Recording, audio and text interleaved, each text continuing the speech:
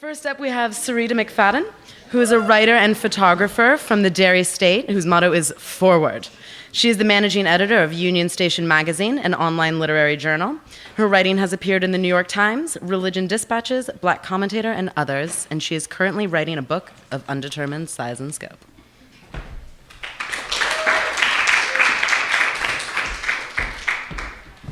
Hello, everyone. It's really nice to be here and to be here with all these amazing authors. I really enjoyed your work. And I guess just a word about like why I caught on to the Lee Harvey Oswald thing. It's just I'm a nerd and I caught some Cinedoche. You said like with the Lincoln Emancipation. I was like, oh.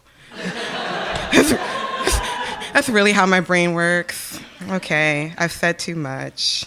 All right, this is a story that this is just an excerpt from a story I'm working on. It's called Bob. Why don't you come work for me again, Bob says. Fuck no, I say. I choke a little on the word no. Oh, come on. I wasn't that bad. He grabs a trio of sugar packs and waves them like a metronome. I can only say this to you now because I don't work for you, but you were a dick. Psh, he hisses. We let the great quiet of the diner fill the space between us. I took a sip of watered-down coffee. A muffled cover of Moon River puffs air through the speakers sitting in the window. I pick up my eyelashes, removing knots of mascara. I think, next time I'll get extensions. I methodically remove rhinestone sequins around my left eye and set them on a napkin. Bob rips open the packets, empties them in a single fluid motion into his cup. Sparks of crystal splatter against his tuxedo jacket. Don't you think it's weird how coffee shop china looks like yellow teeth? Bob blurts. I stare at Bob. I gather Bob's trench coat tighter around me. The coins from my belt scarf jingle and the hot pink fabric slides from underneath the coat, smacking the floor. I can feel the old man at the counter glare at my exposed leg. Bob aggressively scratches the side of his face and unbuttons his dress shirt. He crinkles his brow. Hair porcupines his bulbous nose. How do we end up here anyway? Bob asks. I should probably start from the beginning. It was originally billed as an informational interview over a cup of coffee one sweltering August afternoon. Bob had made a mint on an extremely speculative deal in Hell's Kitchen, now rebranded as Clinton. He procured a personal driver after much arm twisting from his staff, who refused to carpool with him from New Rochelle to the city. His most egregious offense involved sending a BlackBerry message while driving on the hutch to the person sitting next to him. That very same BlackBerry sat at the table, whizzing incessantly. He spoke in quick staccatos and checked the device intermittently. I need someone who has ideas. You look like someone who has new ideas, Bob said. What exactly gave you that impression? You're smart. You say smart things. You even knew when I was bluffing at the closing. I need someone who's creative. The work isn't creative, but you're creative. I need creative ideas. Shit. He glanced at his watch. It's my anniversary. Fuck. I gotta get a gift. You know what would be a good gift? I hunched my shoulders. Perhaps you could look at her credit card statements and create an algorithm of her spending habits, then determine the mean and type of the product she likes and pick an item? That's not a bad idea. See, that's what I mean, ideas. I just left a meeting with the hospital's board. I wanted to give them money for euthanasia. He watched my face. You think it's crazy. He sounded deflated. I failed to recognize the tactic. I immediately jumped towards reassurance. No, not at all. I just think it needs to be rooted in reality. Bob twitched and spilled iced coffee all over his pants. I really didn't need that second cup. I'll be squirting for the rest of the day. I think that's an added detail I didn't need. This conversation needed focus. I made a concerted effort. So Bob, what exactly is the job? During my first month with the company, everyone was determined to extol the virtues of Bob's logic. You see, Bob thinks, Bob probably feels, I think what Bob really means, I've known Bob for a really long time, and let me tell you, what Bob is saying, their opinions bled on like run-ons, faulty logic built on a house of cards stitched with gossamer and ketchup. Everyone seemed to believe they knew him better than most. In a Myers-Briggs personality assessment, he's what you call an influencing seducer, or something like that. Anyway, the point. Bob was many things to many people at any given point in time, contingent upon his mood for that day. He surrounded himself by women, powerful, aggressive types that he enjoyed putting down once he convinced them to join the dark side, as some would joke. It was odd. These women enjoyed the balls-out authority they had, aping like men in boardrooms all across the city, dropping their voices several octaves deep, demanding that loan officers cut their rates, adjust their debt coverage ratios for their mega loans. They were always, always, always women who worked across the table from him. And if we're to be honest here, he had to have gotten off on that in some small way. They'd be beasts in these meetings, and later would talk in hushed voices, explaining to Bob their strategy.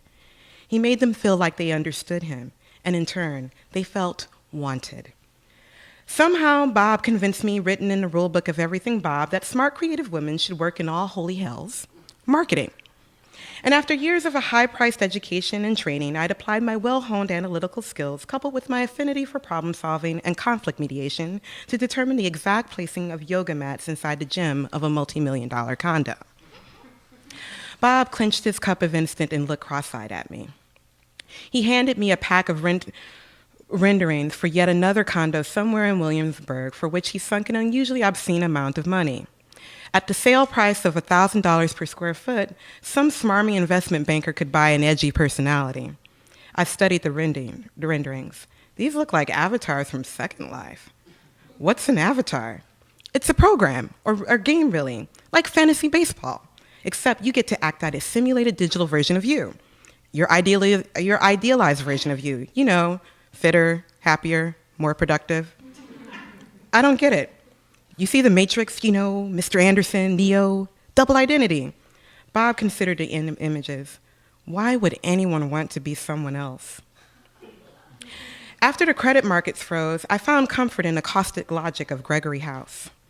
My weekends were consumed with the hours of the formulaic drama, the mystery unveiled, followed by snarky inquiry, trial and error, sepsis, ultimately the epiphany and resolution. They are a team. Their purpose is clear. There's something organic and solid about their connection to each other. They know how they think. They know how House thinks. By the 13th episode, late on a Sunday night, I felt the dread swirl in my stomach. One Monday, we were all summoned to the home office. Seated around the conference table, your usual assortment of talking heads. The plucky, the ingenue, the surly, the clueless, the bored, the neurotic, the pessimist, the accidental realist. Nestled within this mixture were your various personality permutations of extrovert, intuitive, introvert, thinking, feeling, sensing, dominating, submissive, passive, aggressive. A guy in a wheelchair, I was the token black. We weren't going to make our numbers this quarter, and Bob was on a tear. Bob spoke in a rush of words that I could diagnose. He seemed hypotensive and tachycardic. In a word, apoplectic. And the new woman in Bob's life, a universally known dragon lady ballbuster, was there to set things straight.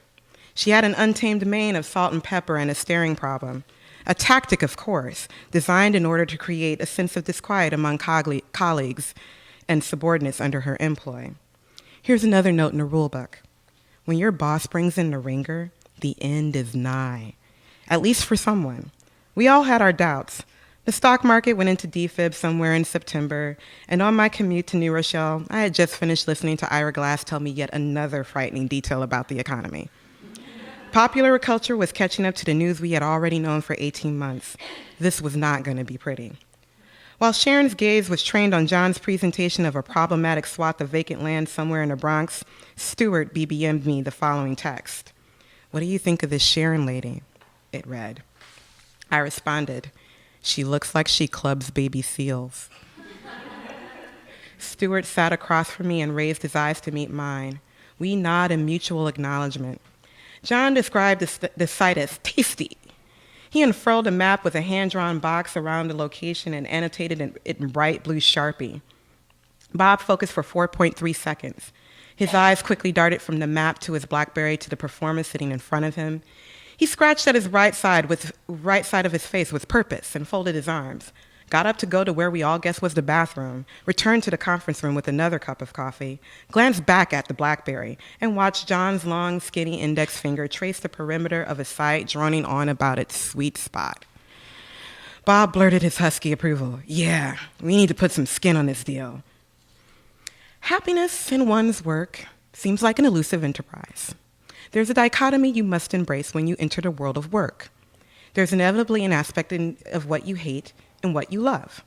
I enjoy baking muffins. I detest scrubbing a pan. I like making dirty martinis. I hate waiting tables. I love the shimmy. I hate the lurid breath of men on my hips.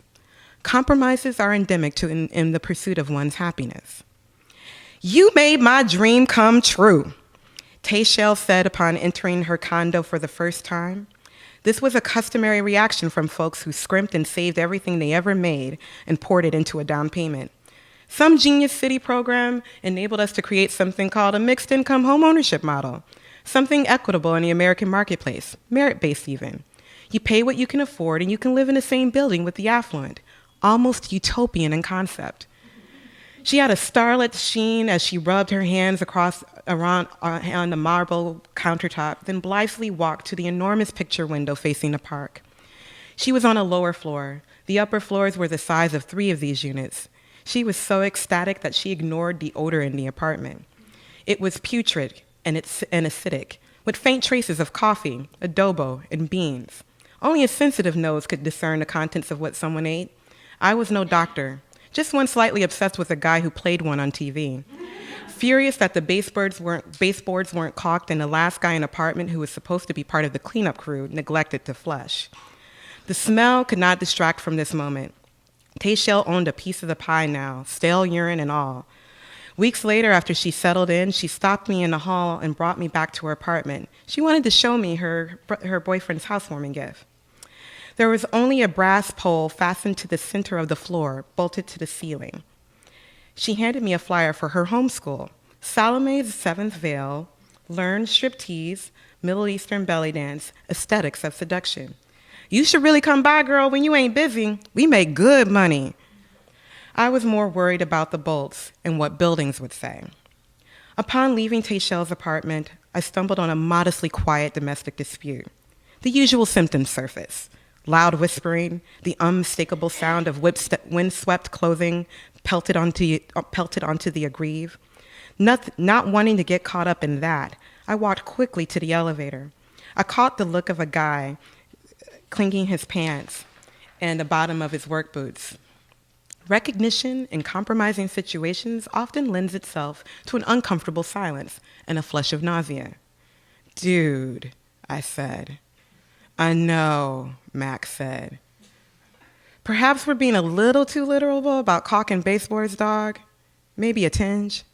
Yeah, he sighed. He straightened his back, cradling his pants in the crook of his arm, tight like a nursing a baby, and strode humiliated to emergency exit B. Thanks.